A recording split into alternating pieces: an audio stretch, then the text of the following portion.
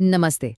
आज हम एक ऐसे केस की बात करने वाले हैं जिसने भारत के कॉरपोरेट वर्ल्ड में कह सकते हैं एक भूचाल ला दिया है। ये कहानी शुरू तो हुई टीसीएस के नासिक ऑफिस से, लेकिन अब ये वर्कप्लेस, विश्वास, धर्म और पहचान पर एक नेशनल डिबेट बन चुकी है। ये सिर्फ कोई किताबी सवाल नहीं है, बल्कि ये उन कर्मचारियों की असल कहानी है जिनका कहना है कि उनकी प्रोफेशनल जिंदगी को उनके धर्म की वजह से टारगेट किया गया।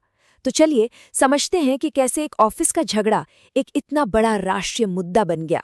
इस कहानी की कई परतें हैं, तो इसे ठीक से समझने के लिए सबसे पहले हमें उन घटनाओं पर नज़र डालनी होगी जो रिपोर्ट हुई हैं, ताकि हम इस पूरे मामले की बुनियाद को समझ सकें। तो देखिए, ये मामला कोई रातों रात सामने नहीं आया। आरोप है कि इसकी शुरुआत 2022 में ही हो गई थी, जब टीसीएस नासिक के बीपीओ में हैरासमेंट और भेदभाव शुरू हुआ। फिर मामला आगे बढ़ा और 25 मार्च 2024 को पहली ऑफिशियल पुलिस कंप्लेंट यानी एफआईआर दर्ज हुई। और इसके बाद तो जैसे शिकायतों की झड़ी लग गई। 3 अप्रैल तक 8 महिला और एक पुरुष कर्मचारी ने मिलकर 9 एफआईआर्स दर्ज करा दी। मामला इतना गंभीर हो गया कि 15 अप्रैल को इसकी जांच के लिए एक स्पेशल इन्वेस्टिगेशन टीम यानी एसआईटी बना दी गई। अब आते हैं पुलिस शिकायतों पर। इन कंप्लेंट्स में जो आरोप लगाए गए हैं वो सच में बहुत परेशान करने वाले हैं। इनमें एचआर मैनेजर निदा खान और टीम लीड तौसीफ अख्तर समेत कई कर्मचारियों पर काफी गंभीर इल्जाम हैं। ये आरोप एक सेफ वर्कप्लेस के आइडिया पर ही सवाल खड़े कर देते हैं। सोचिए, एफआईआर के मुताबिक ये सिर्फ कोई एक बार कही गई अपमानजनक बात नहीं थी। कर्मचारियों को अपने धर्म और अपनी आस्था को लेकर लगातार ऐसी बातें सुननी पड़ती थीं जो सीधे सीधे उनके आत्मसम्मान पर हमला थीं। ये जो आरोप हैं, ये सिर्फ धार्मिक दबाव तक ही सीमित नहीं थे। बात उससे कहीं आगे की थी। धर्म बदलने, हिजाब पहनने या नॉन-वेज खाने के लिए प्रेशर डालने के आरोप हैं। फिर सेक्सुअल हरासमेंट के भी इल्जाम हैं, जैसे गलत तरीके से घूरना, छूना और प्राइवेट पार्ट्स पर भद्दे कमेंट्स करना। इसके अलावा सबके सामने बेइज्जत करके एक दम घुटने वाला माहौल बनाना और प्रमोशन या अच्छी रेटिंग को अपनी पर्सनल मांगों से जोड़ने जैसी धमकियां भी दी गई। कुल मिलाकर ये एक बेहद टॉक्सिक और खतरनाक माहौल की तस्वीर पेश करता है। अब तक इस मामले में 7 लोगों की गिरफ्तारी हो चुकी है और 9 अलग-अलग एफआईआर्स दर्ज हुई हैं। ये नंबर अपने आप में बताता है कि ये शायद कुछ कर्मचारियों के बीच का कोई पर्सनल झगड़ा नहीं है, बल्कि ये एक बहुत बड़ी और गंभीर समस्या हो सकती है।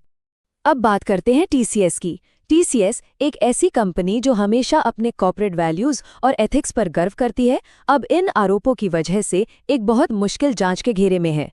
सबसे बड़ा सवाल यही उठ रहा है कि क्या कंपनी का जो इंटरनल सिस्टम है वो अपने ही लोगों को बचाने में फेल हो गया। यहाँ एक बहुत बड़ा विरोधाभास देखने को मिलता है। एक तरफ हैं कर्मचारी जिनका दावा है कि उनकी शिकायतों को 2022 से मतलब सालों तक नजरअंदाज किया गया।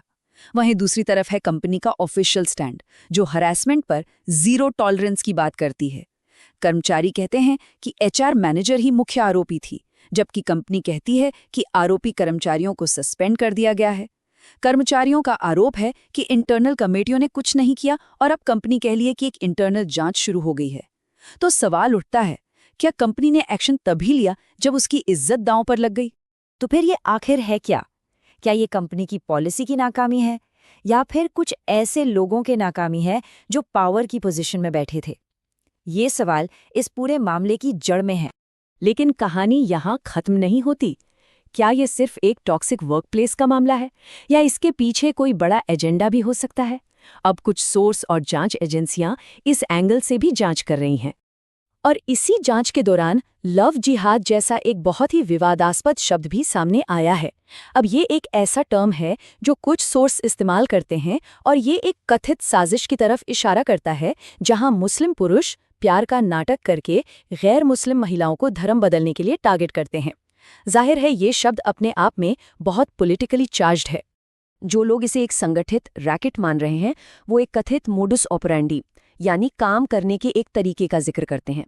पहला स्टेप, ऐसे कर्मचारियों को टारगेट करना जो अपने करियर को लेकर थोड़े इनसिक्योर हैं, खासकर हिंदू महिलाओं को। दूसरा स्टेप, धीरे धीरे उनके धर्म का अपमान करके और दूसरे धर्म की तारीफ करके उन पर साइकोलॉजिकल प्रेशर बनाना। तीसरा, अपनी अथॉरिटी जैसे प्रमोशन और रेटिंग का इस्तेमाल करके उन्हें अपनी बात मानने पर मजबूर करना।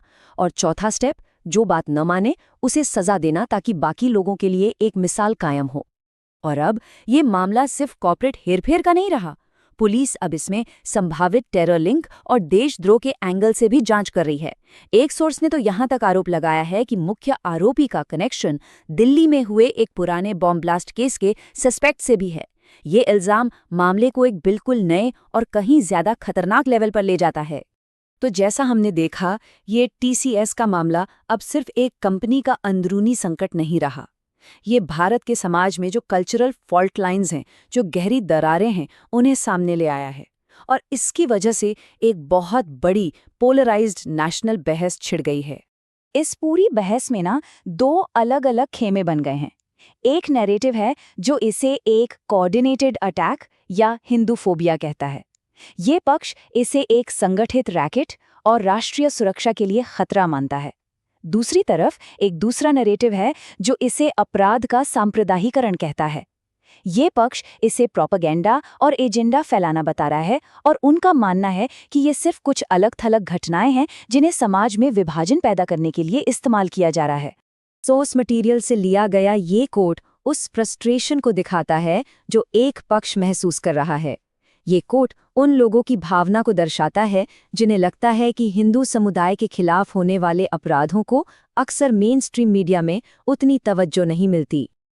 अब जब मामला कानूनी प्रक्रिया में है तो सबकी नजरें इसी पर टिकी हैं कि आगे क्या होगा। तो चलिए एक नजर डालते हैं कि इस केस का करंट लीगल स्टेटस क्या है। तो अभी क्या हो रहा है? नासिक पुलिस की एक स्पेशल इन्वेस्टिगेशन टीम यानी एसआईटी इस जांच को लीड कर रही है। यूएपीए जैसा सख्त कानून लगाने की संभावना पर भी विचार हो रहा है।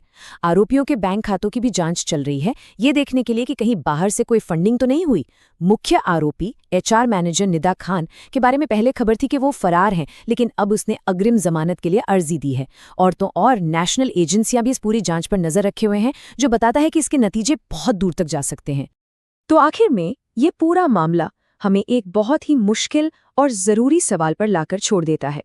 हमारी प्रोफेशनल लाइफ और हमारे पर्सनल विश्वास के बीच वो लाइन आखिर कहाँ है, कहाँ खींची जानी चाहिए? इसका जवाब शायद आने वाले वक्त में भारत के वर्क कल्चर को एक नई दिशा देगा।